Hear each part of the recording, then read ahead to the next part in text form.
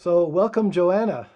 Joanna Macy. I'm really, truly delighted to be able to talk with you today. And I'm delighted to be here at this moment with you, David Loy. You've been such a beacon for me of good thinking in this welcoming path of the Buddha Dharma. thank you for those kind words. I think you're well aware of what I think of you as the most important figure, the founding figure, I think, in what's now called Ecodharma, and in many ways, socially engaged Buddhism generally. Um, so I'm delighted to have this opportunity for a public conversation. I also want to welcome everyone who's going to be joining us here. Um, not that we can see them, but I'm sure many people will be interested in what we have to talk about. Um, the original impetus for this conversation is the publication of your new book, or actually the third edition of your really important book. Um, I'm spacing out now. World is lover, Lover, world world, is and self. self. Thank you, Joanna. Yeah. Uh, this is a third edition. I'm familiar with I think it must have been the second one. Uh, and this third one is very different. And I'm wondering if you could tell us about why that's the case and what's the reason for this third edition. Well, for me and for a lot of the people I know, World is Lover, World is Self is their favorite book of mine. And it has been true for me. And um, that so the first edition was in 1991, and then about 14 years later, 16 years later, whatever, in 2007, the Parallax Press brought out another edition with another editor, and it was slimmed down, Mhm. and there was quite a bit that was taken out and rearranged. And so there was quite a bit of conversation about that. I was very, very busy at the time and hardly noticed, I'm ashamed to say. Mhm. But I would hear people talking about it.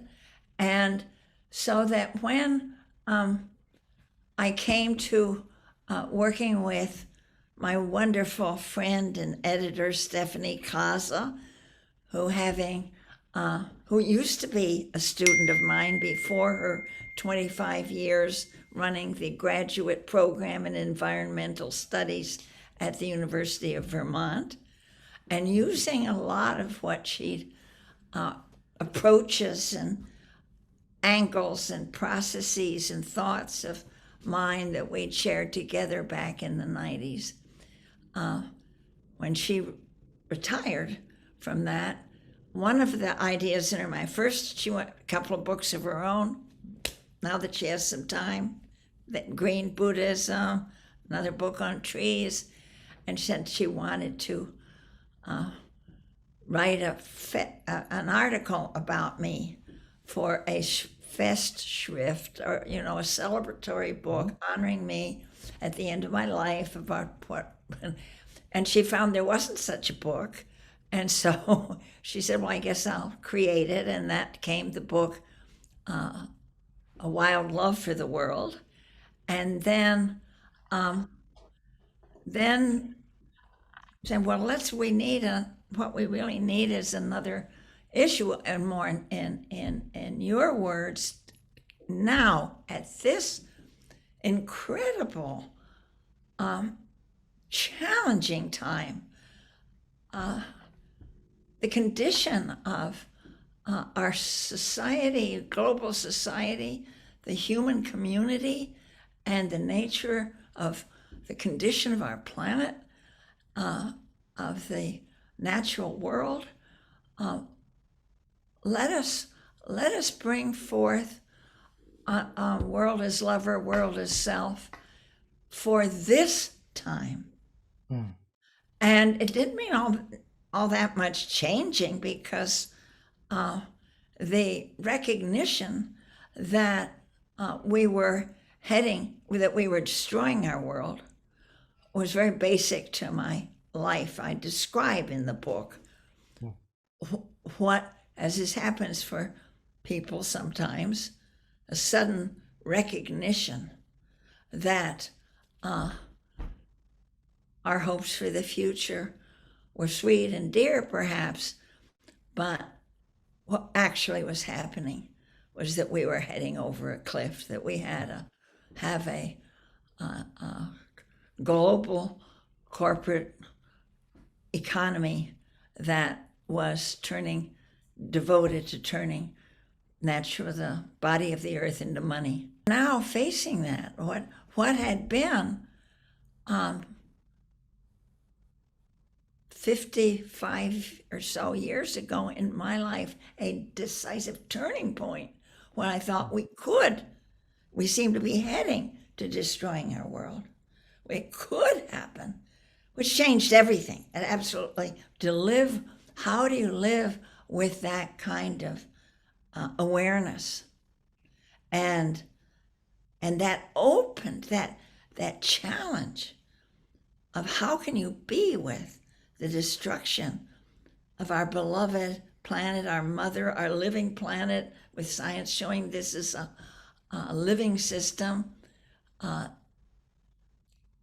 to which we are incredibly well suited, adapted, that we have already through science and philosophy and green thinking and all of it, such incredible psychic, spiritual, emotional tools, scientific tools, that we are landing ourselves in such a terrifying and tight place.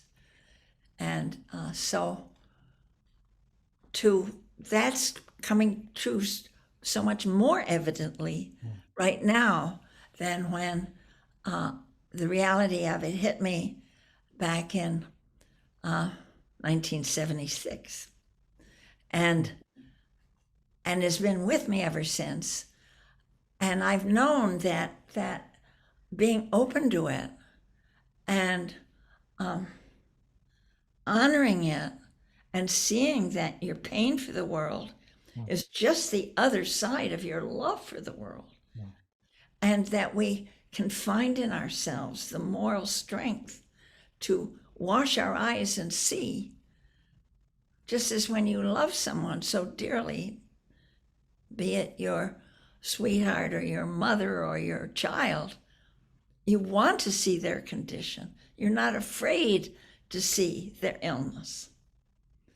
And that journey has been one that's been very beautiful and full of transformations, and seeing the growth of inventiveness, ingenuity, and compassion, and staying power and honesty. It's been, oh, David, it's been glorious.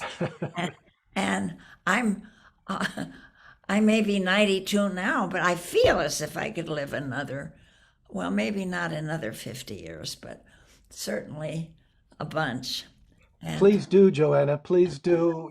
Dogen, not Dogen, Joshu or Jiaozhou, the Zen master, he didn't begin teaching until he was 80 years old, and he lived to 120. So please take your time.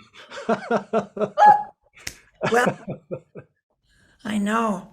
Well, okay. But I want to say what the words mean. Why do I say world is love or world is self? Please. And then I want to just show the book because it's so beautiful. Please. So back in 1990, I gave a talk one night in Berkeley, and I was talking about, I forget why I got into this, but that there were 4 ways of viewing the world, how you relate to the challenges, ecological or economic or political, how you respond to that is very much to do with what is your worldview? How do you image your relationship to this world? And I picked four that I saw running through history and cultures, and in every religion has these four. One is world is battlefield. One is world as trap. One is world as lover, and the other is world as self. And the world as battlefield has such ancient roots, as you know, back to the Zoroastrians and the Manichaeans, and there the world is just a backdrop to To the your struggle moral between good and evil. Yeah. Yes, it's good versus evil, and that's what matters. Mm. And what matters is that you're on God's side, and you will eventually win. You're so convinced of that, so you know you're going to win. But it takes a lot of courage and vigilance and readiness to bonk whoever gets in the way. And it's and we've had a lot of that in this country and in even in my heritage, and the and it's useful because it sort of summons up the blood, gives you courage, you know. Well, boy, I've seen that grow in this country. And then the second one is also so evident to me, which is the world is trap. That world is a place where of brokenness, a place of profanity, of missing the point, of savage unrest, and that actually it's so far from the good, which is actually tended to see as being up. So you were down here in this, and then up there is peace and beauty and rationality and tranquility and orderliness. And so it's very tempting to want to extricate yourself from this messy world and ascend. And that actually, that temptation to use spiritual beliefs and practices as showing you an exit door. Yeah. And I know you deal with this. It's one of the things I really love so much about your writings and speakings, and I see it in your book, Awareness Bound and Unbound. It's made us strangers in our own world, and it's made us resentful to be here, and it's made us and we associate the tranquility we feel in meditative practices with something up there apart from our world, that we can go and finally be, oh, you know, so, oh, gee, this is wonderful. All I need is another gin and tonic, but this is just, you know. And I, yeah, I see this as very much connected with sort of soul, soul or spirit separated from the material world, the physical world. Later it becomes mind and body, somehow understanding this world, and then even things like emotions and sexuality is kind of holding us, and desires holding us here, trapping us here, as you say, and this desire to transcend and escape all this. That seems so common, and of course we find it in Buddhism too. It's oh, you as you bet. say, it's in all the major religions. Oh, Yeah. yeah. Oh, yeah. So that, and in the talk I gave, I described that, and then I said, but then there are these other views too, and I tend to find myself kind of moving back and forth between these two of lover, world as lover, and world as self, and the I find as examples of world as lover a lot in Bhakti Buddhism, I'm not Hinduism, and the bhajans in devotion to Krishna, and it's and is using the natural world, the blue shaded, blue gray monsoon clouds that bring the fertility. You're singing for them. You love the peacock's cry because it's bringing the rains, and and that's how you see Krishna, the color of his That's skin. right. I hadn't thought of that before, the connection of the Yeah, colors. yeah, and you sing about the nectar of his uh, lips, that the etc. That the it uses the erotic instead of seeing eros as stirring you up in a most tempting and dangerous way. You celebrate it and use the erotic as a vehicle for your spiritual practice and enjoyment. Why not? It's a luscious world. We are capable of pleasures, and that in, brings joy to our lives. And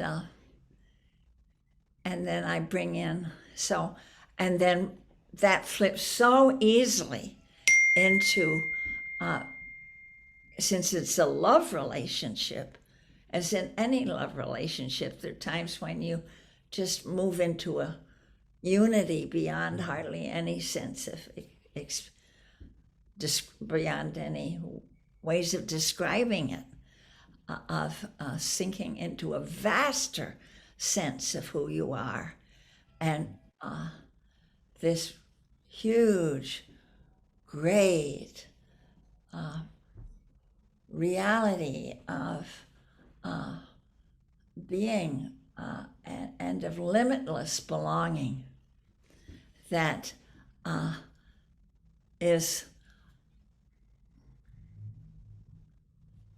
kind of nice. And that all of these, so anyway, and then what I love about, so I wanted to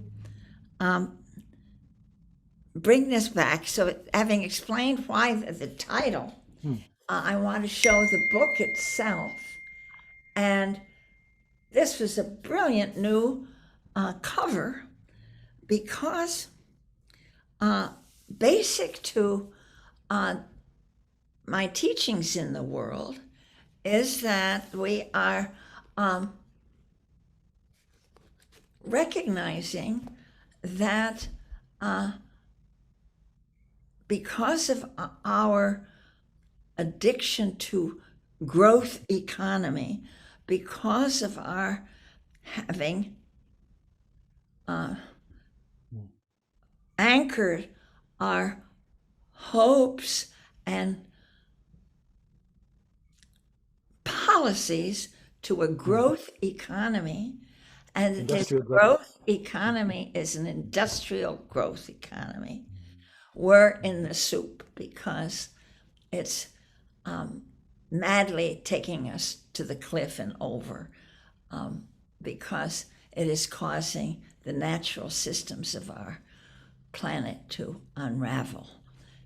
So I've picked a phrase, a name from one of my favorite economists, David Corton, and called this the great unraveling is the time that, and that's what systems do. They don't just fall over dead. They slowly lose their memory, their coherence, and come apart. And so this shows that, yes, it's still world is our lover and our self, but it's disintegrating. Then what I love about this cover is that, as you can see perhaps, there's water flowing, and the water is flowing over it in circles. And it's alive. Something is happening. We are life. It will not stop. Life is inherent in this planet. Still. So So it seems to me that you're making that point sometimes by distinguishing between the great unraveling and the great turning. Yes. Could you say a bit about that difference in your mind?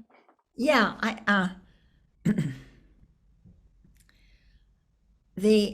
There's we call it the great turning is uh, happening now. Mm, We thought we might. It's this transition. It's the great adventure mm, of our time. It is the transition from the industrial growth society, which has been trying to and unfortunately succeeding a lot of turning the planet's living body into money mm, and also human bodies into money. And that, so that's one story that we've been doing. But there's another story is that that's coming apart. mm, And so this great unraveling, and that's presented here in just this pebbles. Things have mm, come mm, apart. mm. What had been coherent systems is in pieces now, more and more. And then the third story that we see that's also underway is, and maybe that's presented by the flows of water, is that something's changing. There is freshness coming. There's new ways of seeing. There's new ways of responding. There's new understandings of who we are and our relationship to ourselves and each other. This is fantastic. We would be aghast at how fast this is coming if we I think had so. an honest, non corporate controlled media. But Mm. our media are just presenting things in terms of such an old pair of glasses of the industrial growth society. And They are themselves corporations, so that's the way they see the world. that's it, their corporate control. Yeah. Mm, So, but the great turning uh, is happening now, but it's hard to see without mm, knowing where to look. And but once you do,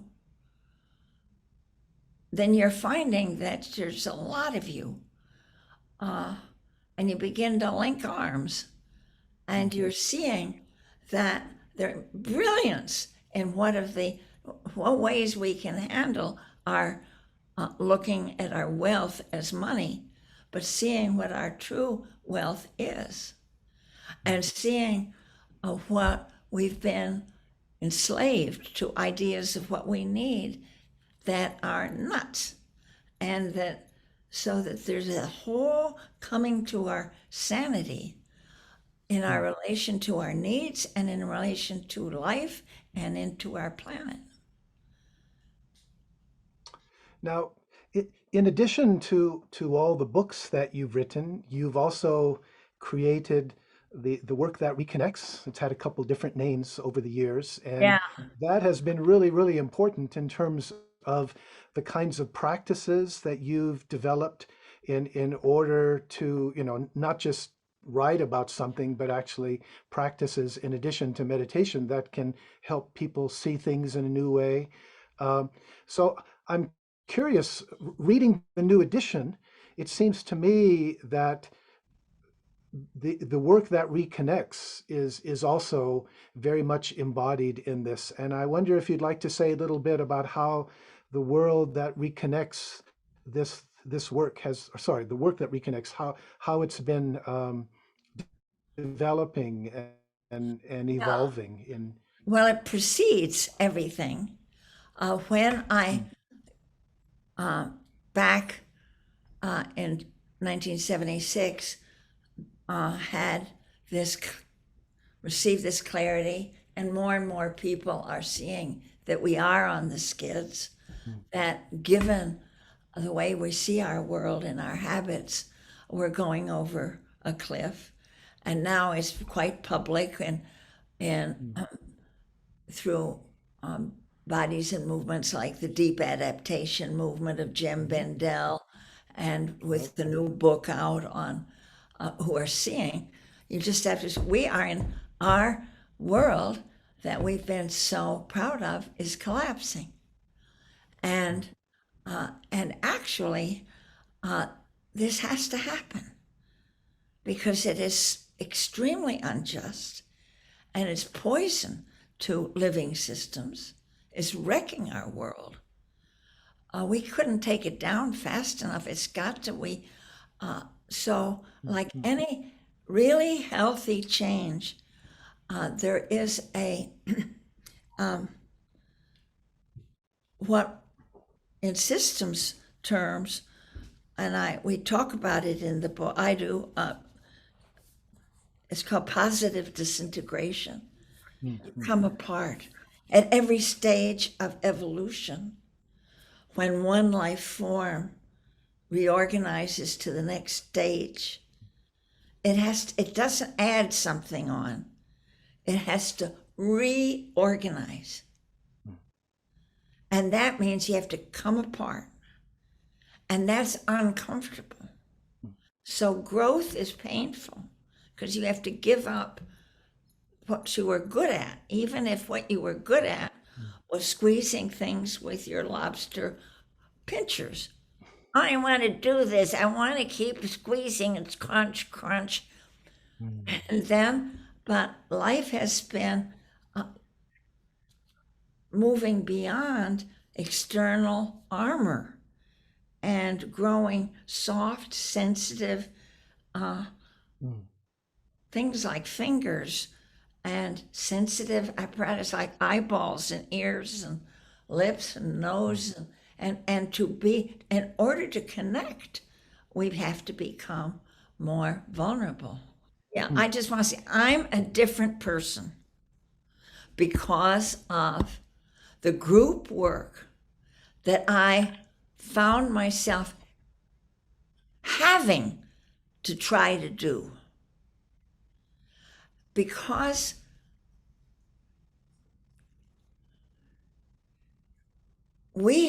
I felt we have to let the information in that we're destroying ourselves in our world. We have to let it in. And we're so afraid to. We don't want to let it in that we're creating radioactive contamination with every step we make in arms and energy production. We don't want to know that. There's so much we don't want to know. It's too painful to acknowledge that. Yeah, and in almost every aspect of our corporate economy, there are things that we don't want to know or admit, and of what we're doing to our world. And so, how do we open our eyes? I don't want to see it, and if I open my eyes, I'll just be crying all the time. So that was the challenge for me at the beginning. I knew that people could be free. The truth makes you free. We're tough. We want to know the truth. We can handle it. And so it started, how do we come together to express what we really feel about what's happening to our world? And this was way back, over 40 years ago, about 40 years ago, a little more. And what I found was that people were ready. First people who came, Quakers, poets, co-counselors, some psychologists, not many, artists, and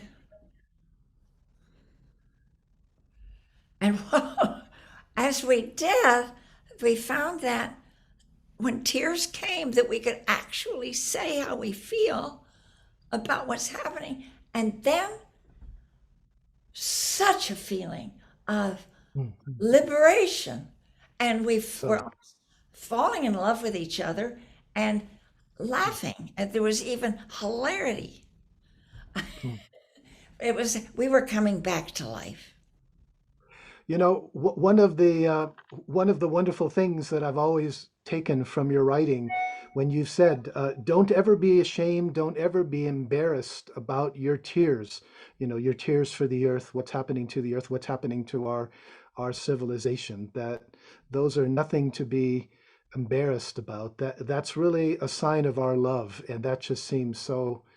And I have to say here, I'm one of the founders of this new Rocky Mountain Ecodharma Retreat Center, and the Ecodharma retreats that I offer up there with Johann Robbins. In a way, we have followed this model that you've created. When we have these retreats, we're outside all the time, weather permitting, and it's not about sort of going inside in the way that meditation often is, but it's really mindfulness, being aware of the natural world, opening up to it, and then emphasizing the gratitude for it. And then, on the basis of that, having been living together and creating the kind of trust that comes from that, then we move into the grief. Then we Uh, are ready to share our love and our grief. And because we're there for each other, we're able to support yeah, each other. It makes such a difference, such a the difference. closeness, Yeah.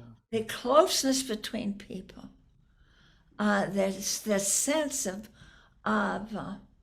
gratitude for each other. And what you've touched already, I see, is the uh, spiral that we Yeah. have found in the work, that we So, ground in gratitude so. so that we're not just complaining. And I must say, this pain for the West is not about complaining. And I am Mm, convinced that uh, if we want to do something positive uh, for our world, we've got to be glad to be here. I Really. think that is so important, and I frankly I never heard anyone emphasizing it to the degree that you have. There's that quotation from Brother David Steindl-Rast where he says, we're not grateful because we're happy. We're happy because we're grateful. And this was a revelation for me. It's not gratitude isn't something you just feel or you don't feel. It's a Yeah. practice where And the then you practice and can the fruit develop are a integrated. taste for it. So And then yeah, you can look, and just at this moment, here I am, sitting way over on the Pacific coast, talking to one of my most beloved teachers in the world, who's over on up in the, and it's so, yeah,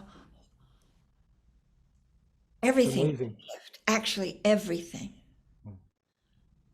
each breath, and you, and and the Buddha Dharma helps us know that to be right in. Everything is in this present moment, as Thich Nhat Hanh says in his foreword here. My, yeah. So then, and then you talk about, so you're grounded in gratitude, grounds you. So you have to, you need to let your heart speak, and let this, Mm. because it's for the world. It's not some sick part of you. The Mm. pharmaceutical industry is far too ready for us to pathologize our grief for the world and take Mm. pills for it and pay therapists up the kazoo because we think that there's something wrong with us. It's our grief for the world, and it is in a way a sacred thing because it tells us how vast we are. Mm. We're so much bigger than the outlines of our body and our what is enclosed in our skin. Mm. We belong to this world from the get go. We go back through time. In our mother's womb, we remember the whole evolutionary journey that we've been on. Every breath we draw is a cause for celebration. I really learned that a lot because I'm an asthmatic, and a breath to me is a very precious thing, Wow. you Wow. know? But what isn't? What isn't precious? And to them, when you're able to go in and even see your pain for the world as telling you something, is telling you that you are vast Mm. and that the suffering over in the Congo, as people dig for what you need for your cell phone and get sick and enslaved, you care about that. Your caring is huge. And you don't need to be afraid of it. Mm. Mm. We don't need to fear our pain. It has Mm. such mysterious word. It's a it's a birth, and when I see how countries and societies around our world have used this work, using their own cultural gifts and their own uh, indigenous people, it's just amazing. Mm. But they follow the spiral. And they go to and so here you are in Chile, and you come to the pain for the world, and you are, that you've seen that for been 50 years that you've been at war. And the young men have been fighting each other, the paramilitaries and the FARC, Mm. and in the workshops, they run together through the rainforest. They swim the rivers. They're cleansing themselves. They do all kinds of natural um, tests and almost athletic rituals Mhm. to come back to la tierra madre, Mm. and find Mm. the. So they're using their own gifts. Each culture has them to how do you be with the suffering in a way that opens you up and grows you up. If I can follow up on that a little bit, it seems to me that in the last few years, sort of, we have some new forms of pain or some new forms of suffering. I'm just thinking of how things have changed in terms of, well, first of all, the Trump presidency and everything associated with that, and then more recently, COVID. And now, of course, the heat waves that are killing people and the forest fires that go along with that. I mean, just in the last few years, these additional or aggravated sources of suffering. Would you want to say something about that and how your teaching uh, Yeah, because develops each or of the deals with that, I guess. uh, each of these, because I was just up in a farm uh, where we're doing the work. The farm is devoted. It's called Earth Abides, and it's devoted to this work. Mm. And they were, and it. We got there, and it was triple digit temperature and hot, but they Wow. were working for the earth, Mm. working as earth for healing of earth, working as a son and daughter of earth with the Mm. earth for the healing of earth in the future, bonds you deeply, and you find that you're changing. They were telling me how they were listening. This was just this last Sunday. They were telling me. They were so eager to tell me because this was like a new frontier for what Mm. I do in a room. They were Mhm. out in the heat where I was Ah, so sitting in comfort in a nice circle and they were out there sweating like pigs in this heat. And And they were seeing how the water that comes through align with the water, and how they could use the bulldozers to reshape the great open avenue of yellow grass that sweeps down, and you can make um, curves in little hills that make the water wander and be more useful.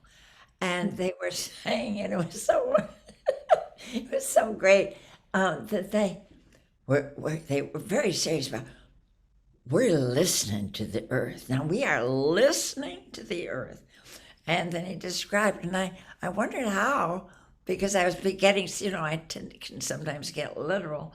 This guy, he's a very skilled bulldozer operator. And so he's out there working. That's how they move the earth. And I thought, well, this is pretty wonderful that you can listen to the earth driving a bulldozer. But they were all men, and steeped in uh, study of Jem Bendel's deep adaptation, as well as the work that reconnects, and feeling that they were working with the vivid presence and communication with Mother Earth herself. Mm. Wonderful. Yeah. So these are big changes, aren't they, David?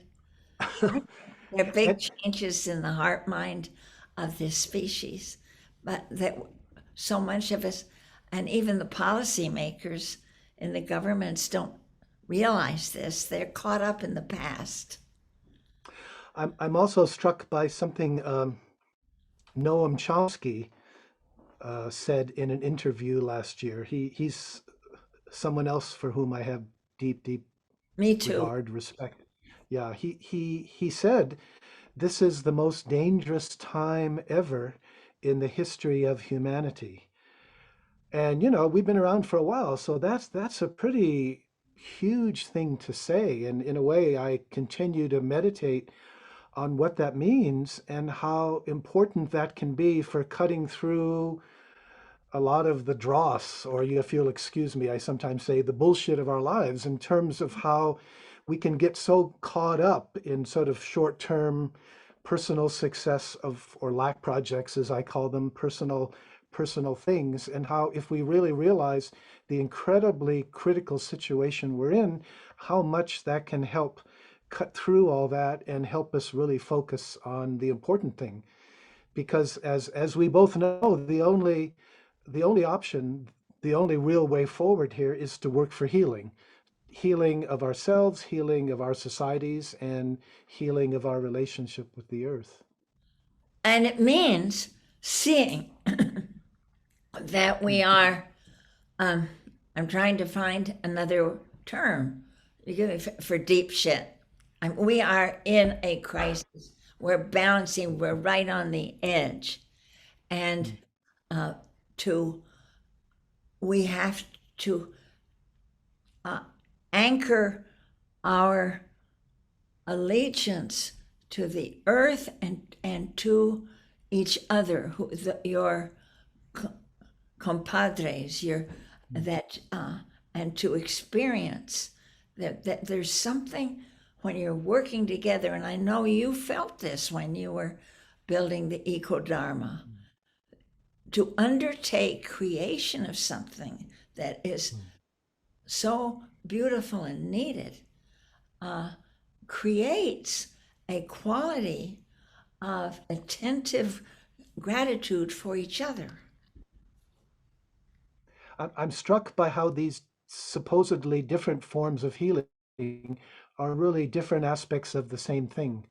How, you know, my own healing, the healing of our societies and the healing of the earth, they're not separate. It's not as though one can happen at this point without the others really happening. No. And again, something else that you've wrote that I'm constantly quoting, Joanna, is, the world has a role to play in our awakening. And I Yeah. just think that's so perfectly expressed, that's so essential. It's not about transcending. It's our That's awakening is about experiencing the world and living in the world in a different, non-egoistic world is lover. way. World is lover and world is self. Yeah. So Yeah. Yeah. in the book, there's a great deal of reference, of course, to Buddhism, um, which has been, really important for you. And I'm wondering if you would want to say anything about how your understanding of Buddhism, especially American Buddhism, Western Buddhism, I mean, where do you see it going? In the light of these incredible challenges that we're facing, what's the role of the Buddhist tradition? Where do you think it's stuck? Uh, Yes, I just have. kind of throw that out there. Yeah. When you come to a Work that Reconnects workshop, you know that I'm drawing. One knows. I make no secret of it. So Mm, many of the practices are mm, drawn from uh, Buddhist practices or uh, from the scriptures or this great ball of merit. A lot of the things that are mm, somewhat even fanciful that we can do together are using, and very basic is the um, liberating understanding that there's no separate self. That is mm, basic. mm, Of course, that's not limited to Buddhism because in the West there's been among thinkers and but uh, I don't insist on, but because people from different faith traditions come. But when I look at where the energy is in the work that reconnects, I don't see a lot of facilitators who are Buddhist. mm. I would have expected it. Um, Why is that? so that I find, Mm, yeah, and I find that the people who come to my workshops now, when I go to a big um, Buddhist center like Spirit Rock Meditation Center here in the Bay Area, I always have a big crowd in doing the work, and it is the work that mm, reconnects very strongly. Is but and where I enjoy having the Buddhist stories and the Buddhist origins of it. I love that because I don't say that to other people so clearly. They mm, know it, but mm, because I find in Western Buddhist, um, there's still among many of them an attachment to tranquility, as mm, if that's the point. mm, Well, I don't think it is the point of Buddhism. It's the point of Buddhism is to live freely for the save the bahujana, for the happiness of many. That mm, phrase of the Lord Buddha, and go mm, forth for the sake of the many, for the happiness of the many. mm. And he didn't say uh, just sit under that tree and enjoy your breathing for the weekend. He said, go out there.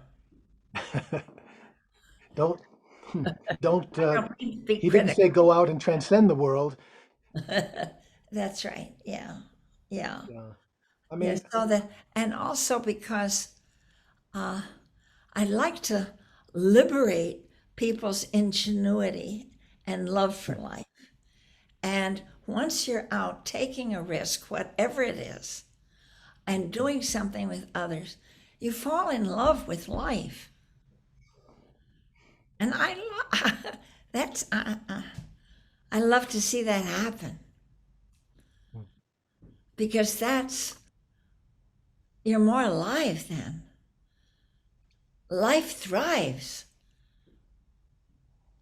when you're excited and ready to give and with a song on your lips or what. I don't mean to romanticize that, but it moves me greatly to see what happens for people when they experience that they can make a difference in our world.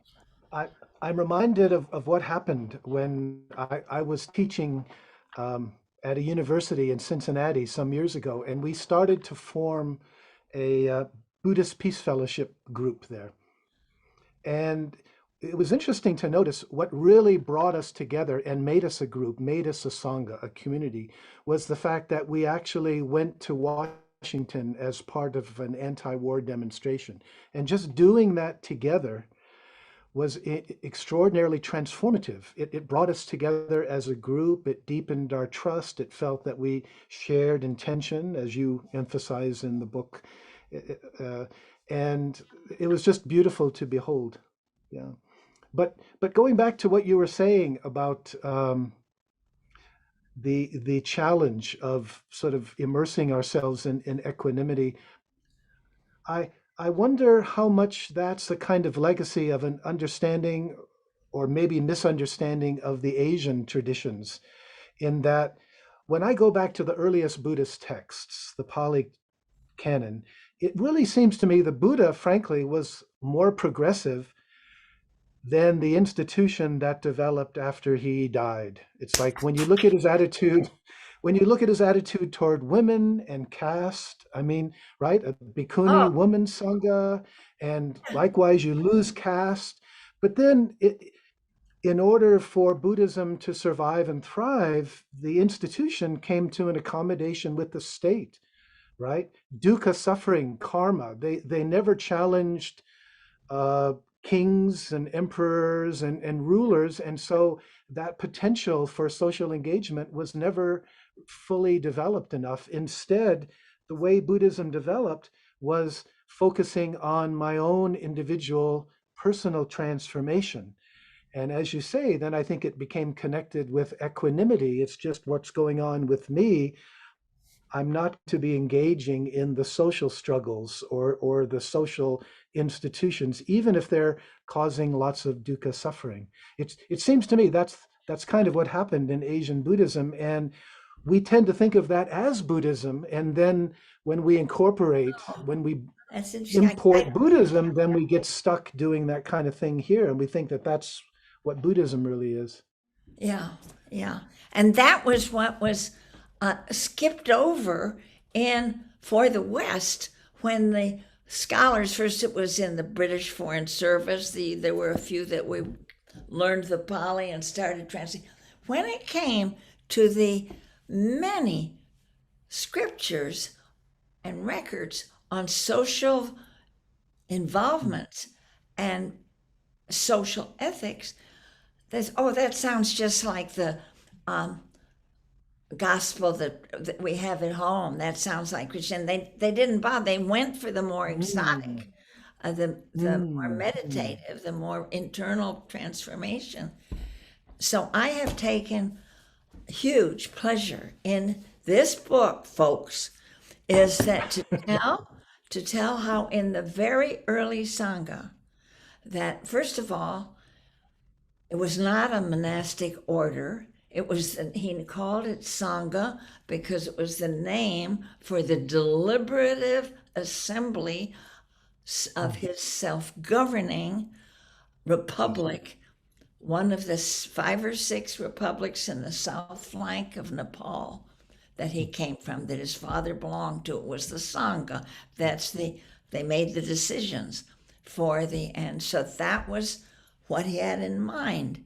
And then I just love this, that the um, political Bengali political science researchers of the last century have traced back the very first use of ballots and voting was in the Buddha Sangha, Mm.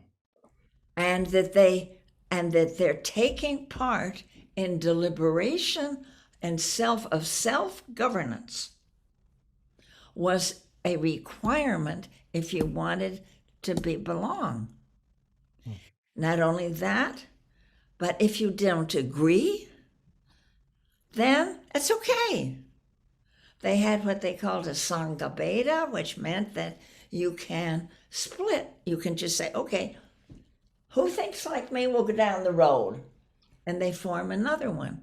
Mm. But there was no Rome or Jerusalem to say this is correct and Mm. that is out of order. You just find what you're believing in terms of how you want to, even what you consider Dharma is for all. And they, in addition to, of course, as is not sufficiently known either, but somewhat more, is that this was the first open. It was open to people of all backgrounds, all colors, runaway slaves, Mm. AWOL All castes. soldiers, Yeah. the dark skin, the light skin, anybody. And to the point where people of his time were making fun of the Buddha. Oh, he lets anybody in. That he risks becoming laughing stock or and rejected because of um, his absolutely fierce Mm. egalitarianism. Is that I'm widely I'm known? remind It's I'm not. sorry? I said, Mm. is that widely known today? Not as much I as don't it think so. should be. But I'm also reminded of Jesus, right? Who also hung out with low life sorts like women and tax collectors and the poor. And again, how much that's been lost. I mean, it's right in the Gospels, and yet we get these great hierarchies of Christendom, Christian organization, papacies and Vaticans and popes and so forth. Yeah, yeah. S Something else that always struck me about the early Buddhist Sangha is that according to the Pali Canon, the Buddha seemed to understand that it wasn't just bhikkhu and bhikkhuni, it wasn't just monastics, that the original understanding of the Sangha was fourfold. That's You right. had laymen, laywomen, Yeah, men, men monastics, and somehow again over time that got lost, and the real monastics, the real Buddhists are the monastics now, and the role yeah. of the other people is simply to support them and accumulate merit, which seems such a degradation of what I think the Buddha was pointing at. Yes, the shadow of the patriarchy has been hard on all the religions that are that we are casted. And so that is why I take time in this book that the sections, I give a whole section, and my editor was also fierce on this, Hmm. to how incredibly clarifying and useful it was for me to use systems thinking as a way of understanding paticca samuppada, the Buddha's understanding of causation.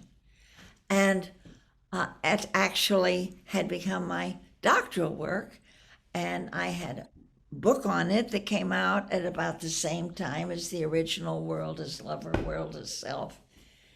And this was omitted And in. Joanna, I'm actually going to interrupt just to say that book, which is not well known, uh, you know, mutual causality and Buddhism and systems theory, that is absolutely wonderful. I'm happy to report it is still in print, and I have to say when I read it, it was an incredible revelation for me. Uh, I've told this story before, but I had the bad habit then of underlining things that I really liked. And that book broke me of the habit because I was underlining everything and it just seemed ridiculous. So I had to stop underlining. But I'm just so delighted that's available. And I'm hoping that it will become better known because I think it's kind of foundational to all of your later work. Excuse me for interrupting you there, but I just want to Well, flag that so book. towards that, because I do too, I find it incredibly liberating, and it shines a light on the systems thinking, shines a light on a clarifying light on the Buddhist causality that was just stunning to me. So it was an incredibly exciting period of my life to put these together. Mm, And so my editor, Stephanie Kaza, and I brought back for a whole section of this book yes. the So, parts of the co-arising that's so relevant to our time today. So that was, we have the, we have the co-arising, the wheel of inner being, mm, and a smashing chapter on karma, the co-arising of doer and deed, mm, mm, mm, mm. all of that. So I'm very happy to have that in this book. And I'm happy to see it there. I was reminded again and again of what you'd first talked about in the mutual causality book. Right, right. And to see that, and I'm getting a fresh, you know, David, that uh, I'm having a kind of uh, rebirth of that or new vision about that just this in this period uh, now that I'm swept by a readiness for us to understand, and it is key for our making it through this time, I believe, Mm, is of reciprocity, mm, the great reciprocity that uh, is at the center of the universe, that everything happens with give and take. It's not us saving the world, mm, it's the Mother Earth saving herself through us. It's like what we give, she supports. And mm. with what we support, she flowers. That we dance with each other. It's and this lightens everything. I think that if you pay attention, that is my experience, that if you pay attention to what is going on in your heart, mind, and body as you're offering something to humanity or to our world, you can actually feel the earth or we're coming in and lifting and carrying it. So you feel as if, oh, this is so easy. I'm hardly doing anything. I'm hardly doing this because Big Mama herself, or how even the heart of our world is coming and coming right in. I saw this so uh, clearly with the young Buddhists and rainforest activists in Australia. Remember when I was there with John Seed, for example. yeah, Yes. and his life changed when he was just a hippie Buddhist farmer. He'd retired from uh, what's this business, IBM, and Mm, uh, and they were farming, and then big forests, a part of the sacred forests of Gondwana land were being illegally logged, and they said, mates, we got to stop that. And they stood there with protecting the rainforest with just their bodies. And the police were there supporting the illegal loggers. And the chainsaws were screaming, and the bullhorns and the police were running, and they just stood there. And it was at that point that he discovered who he was. He says, oh, it's not me saving the forest. It's the forest herself saving herself through me that she helped cradle into existence. So, reciprocity, you realize that you don't have to do it all. You don't even have to see it all. Everything is supported in this dance of reciprocity. We open up to something deeper than ourselves, deeper than our ego, and we feel something flowing through us that gives us powers and abilities that we didn't know we had. Yeah, yeah. When See we do our that best. you can't be stuck in utter pessimism when you have experienced that, So because you know that that can happen with anybody, and it's happening with more and more of us. They're amazing things. You know, one of the things that it's not in the book, but it has to do with the reciprocity, is the forgiveness that happens with collective trauma. hmm, That's happening so fast with writers like Gabor Mate and Chris Hubel and others, to recognize that how others are suffering from trauma, even our ancestors. And instead of blaming them, we're reaching out compassionately to help them forgive themselves. I see that happening. This is a huge shift. We've been so full of blame. mhm. Isn't it Judgment. astonishing?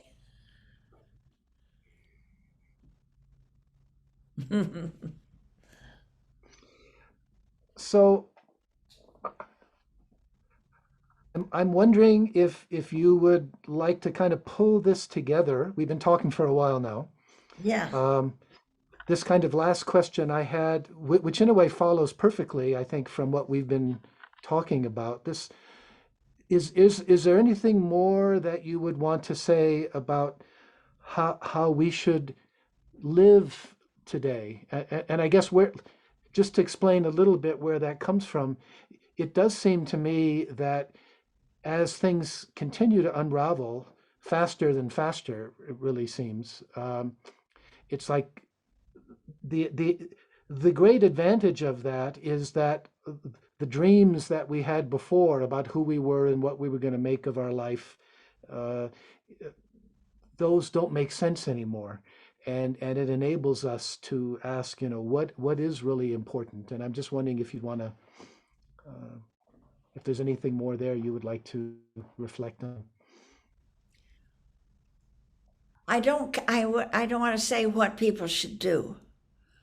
And I think that because once we allow ourselves to actually experientially feel of what is happening, once we stop trying to protect ourselves from tears or anguish, once we let it in,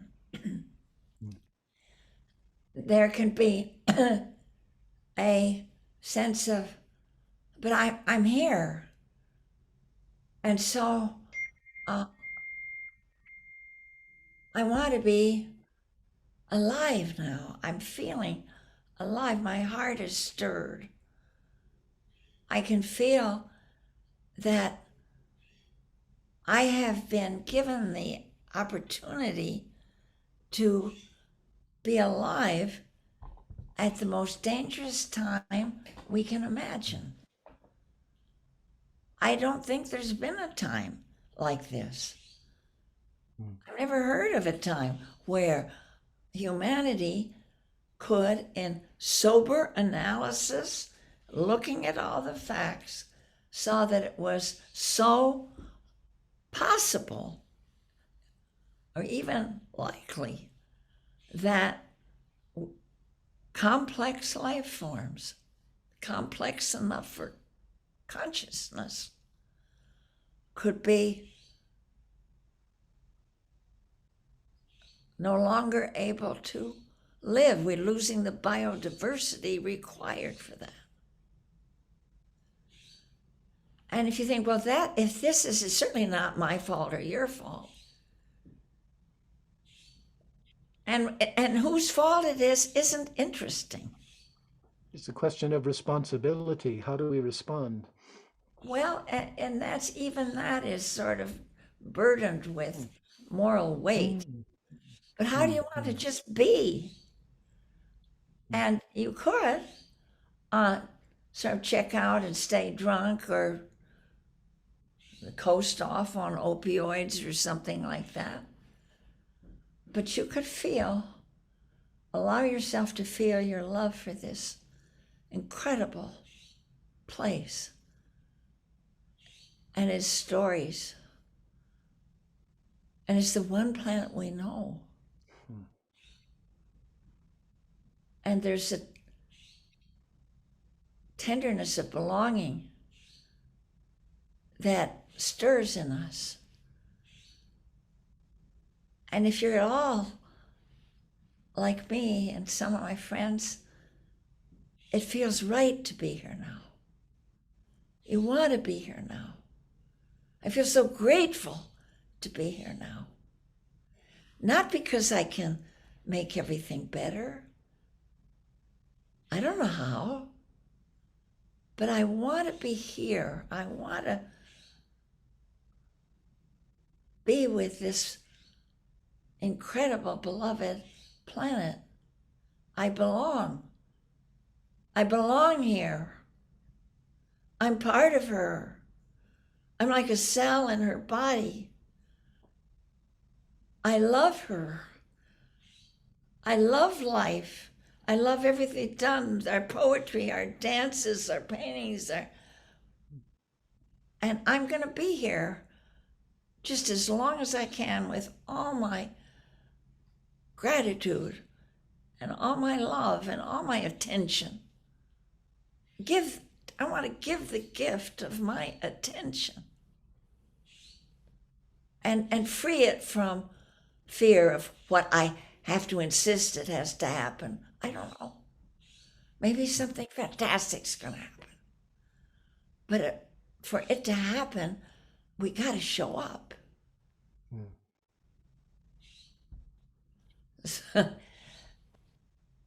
I'm glad that I still have years to live now because I'm in good health and and people with asthma are told to live extra long, you know. So I didn't know it. yeah, yeah. So Thank you, Joanna.